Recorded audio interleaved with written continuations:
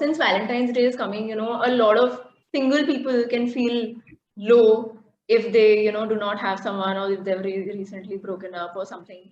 And sometimes just the pressure of, even though it's just a day, and people say every day is like a day for love, but then that one day, there's so much pressure on single people that they can also feel a little inadequate, that no one's choosing them perhaps. So how do you think, what advice would you like to give to single people? I think it's a wonderful question, because as teenagers, Divya, we are actually, we feel okay about ourselves once the opposite gender approves of us, or whatever gender that we are feeling attracted to. When we feel that, yes, my love is being reciprocated back, that's when I'm good enough. So for the teenager, it's a need.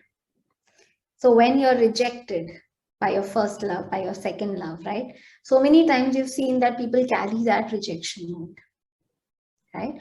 Now, as an adult, we have to really become also emotionally adult, right? We have to heal this wound. We have to somewhere recognize that our completeness, our adequacy is not dependent on the other person.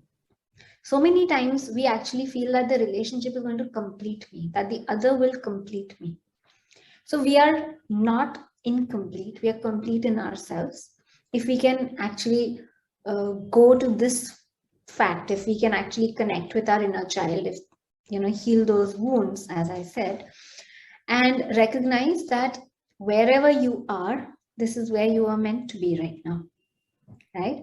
And at this time, on this day, maybe you can enjoy the relationships that you have, your parents, your friendships. So, so many times when people are married, they're craving for time alone. They don't get time alone. So maybe make the best of where you are right now.